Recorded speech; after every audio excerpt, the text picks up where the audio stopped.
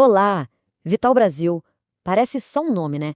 Mas a história desse homem tá totalmente ligada à história do nosso país. É uma daquelas jornadas que mostram como a ciência, sabe, às vezes nasce de uma necessidade muito grande e consegue transformar veneno em cura.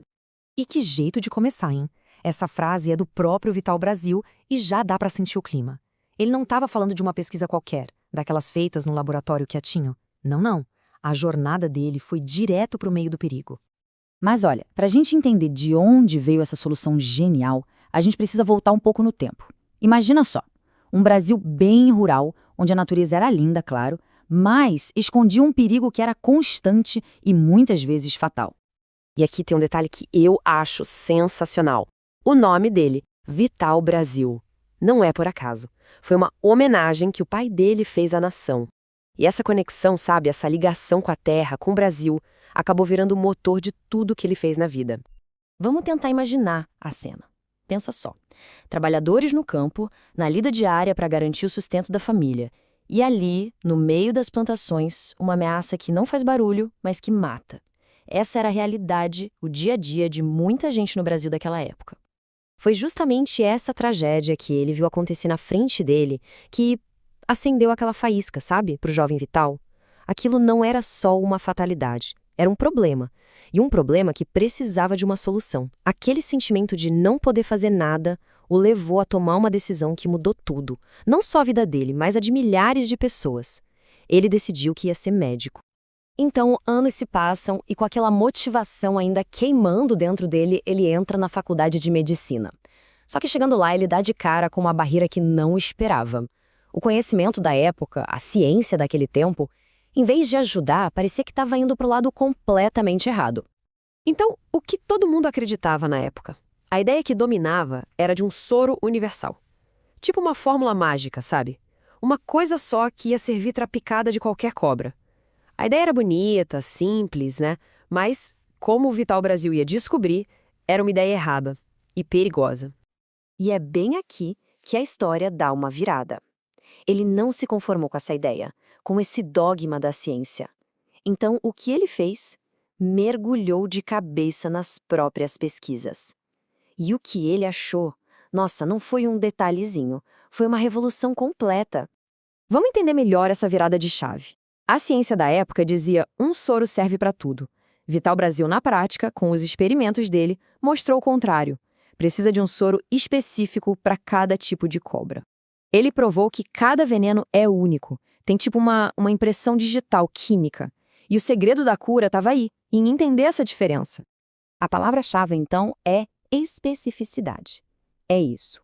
Ele provou, sem deixar dúvida, que pegar o soro para jararaca e usar em alguém que foi picado por uma cascavel era a mesma coisa que nada. Não funcionava. A cura tinha que ser o espelho do veneno.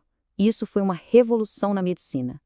Mas, né, não adianta ter uma ideia genial se ela fica só no papel, guardada na gaveta. Não salva ninguém assim.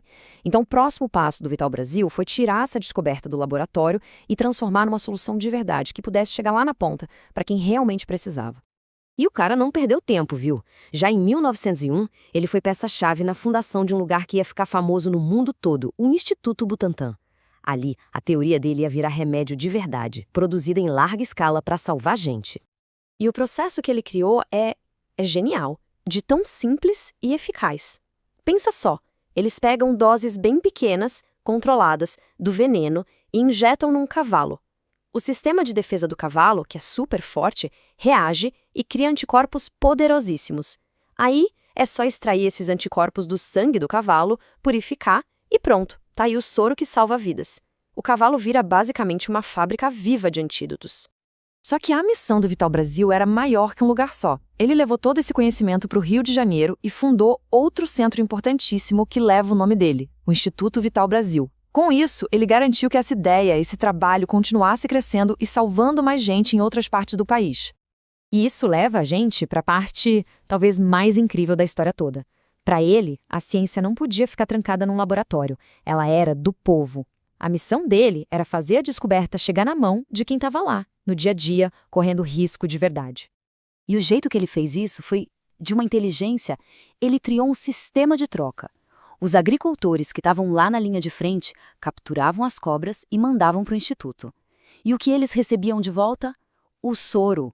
Foi uma parceria fantástica que juntou o saber do campo com a ciência mais avançada da época. E ele não parou nas cobras, não. Ele usou a mesma lógica para criar soros contra veneno de aranha, de escorpião, foi ampliando o trabalho dele. E o mais importante de tudo, ele defendia uma ideia que, para a época, era muito radical. A de que a ciência, as curas, deveriam ser de todo mundo, um bem público, acessível para qualquer um. Essa frase resume tudo, né? Ele nunca quis saber de patente, de ganhar dinheiro com isso. O grande prêmio para ele, a recompensa de verdade, era ver o resultado prático do trabalho. Gente sendo salva. Então, quando a gente olha para trás, o legado dele é gigante. Ele não só fez uma descoberta científica que mudou tudo, ele construiu os lugares para colocar essa descoberta em prática e ainda criou um sistema de saúde e de educação que ligava a ciência direto com as pessoas. E o resultado disso tudo, olha, é impossível dar um número exato, mas com certeza a gente está falando de milhares, milhares de vidas salvas, aqui no Brasil e no mundo, por causa da perseverança dele.